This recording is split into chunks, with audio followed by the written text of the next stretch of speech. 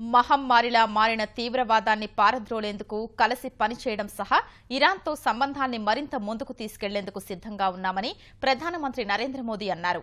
Iran పర్యటనలో ఉన్న ప్రధాని సమక్షంలో ద్వైపాక్షిక, ఆర్థిక, వాణిజ్యం సహా 12 కీలక ఒప్పందాలపై అంగీకారం కుదిరింది. ఇరాన్లోని చాబహార్ నౌకాశ్రయ నిర్మాణ ఒప్పందాన్ని 2 దేశాల మధ్య మైలురాయిగా అభివర్ణించిన మోదీ ఒప్పందాన్ని వీలైనంత త్వరగా అమలు చేసేందుకు కృషి చేస్తామని హామీ ఇచ్చారు.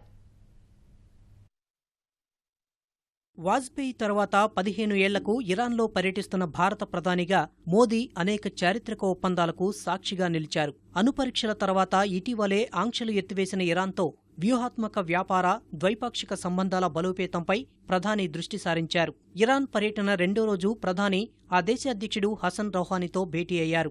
ద్వైపాక్షిక, ఆర్థిక, వాణిజ్య సంబంధాల బలోపేతంపై చర్చించారు. ఈ సందర్భంగా 2 దేశాల మధ్య ఆర్థిక, వాణిజ్య, రవాణా, ఎరువులు, నౌకాయానం, సాంస్కృతిక, విద్య, శాస్త్ర సాంకేతికం సహా 12 కీలక అవగాహన ఒప్పందాలపై సంతకాలు జరిగాయి. దీనిలో ఇరాన్లోని చాబహార్లో భారత్ $500 మిలియన్ అభివృద్ధి చేయనున్న నౌకాశ్రయ project, Chabahar Afghan railway line నిర్మాణం కూడా ఉంది. ఇరాన్ దక్షిణ తీరంలో ఉన్న ఈ నౌకాశ్రయ నిర్మాణం వల్ల పాకిస్తాన్తో సంబంధం లేకుండానే రష్యా, యూరప్లకు నౌకా రవాణాకు వీలు కలగనుంది.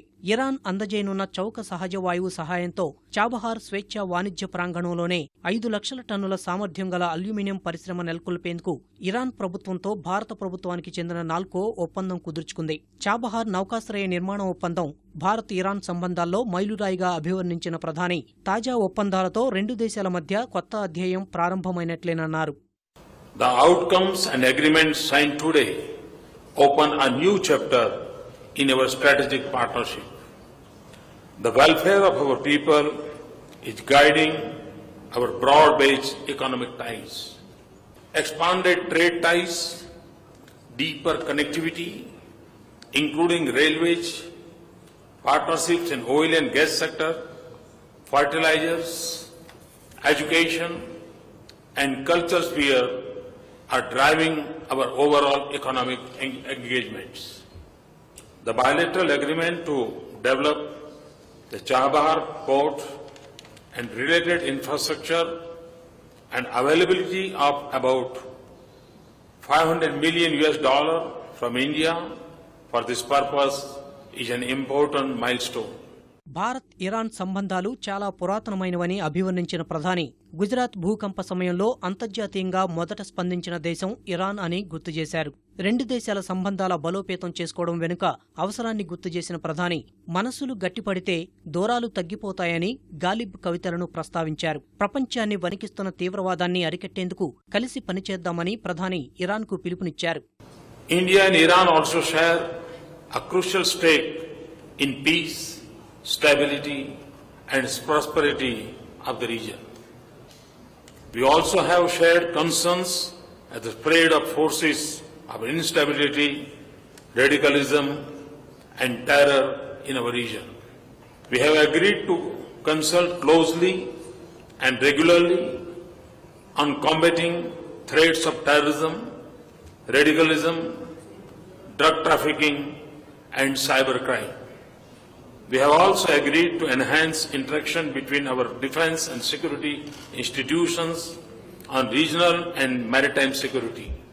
మధ్యప్రాచ్యంలో ఉగ్రవాద తీవ్రతను ప్రస్తావించిన ఇరాన్ అధ్యక్షుడు హసన్ రౌహానీ దాని నిరోధానికి భారత్తో మరింత దగ్గరగా పనిచేస్తామని తెలిపారు. దక్షిణాసియా దేశాల మధ్య సంబంధాల బలోపేతం కేవలం ఆయా దేశాలకే కాకుండా మిగతా ప్రపంచానికి కూడా మేలు చేస్తుందని ప్రధాని నరేంద్ర మోదీ అన్నారు. ఇరాన్ పర్యటనలో భాగంగా ఆ దేశ అధ్యక్షుడు హసన్ రౌహానీతో కలిసి ఆఫ్ఘనిస్తాన్ అష్రఫ్ ఘనీతో భేటీ అయ్యారు. ఈ సందర్భంగా ఇరాన్లోని చాబహార్ స్వేచ్ఛ వాణిజ్య కేంద్రం నుంచి ఆఫ్ఘనిస్తాన్కు రోడ్డు, రైలు నిర్మాణాలపై 3 దేశాల మధ్య ఒప్పందం కుదిరింది. ఈ త్రైపాక్షిక ఒప్పందం చరిత్ర సృష్టించిందన్న ప్రధాని దీని ద్వారా వచ్చే ఆర్థిక లాభాలు మిగతా ప్రపంచానికి కూడా మేలు చేస్తాయని అన్నారు.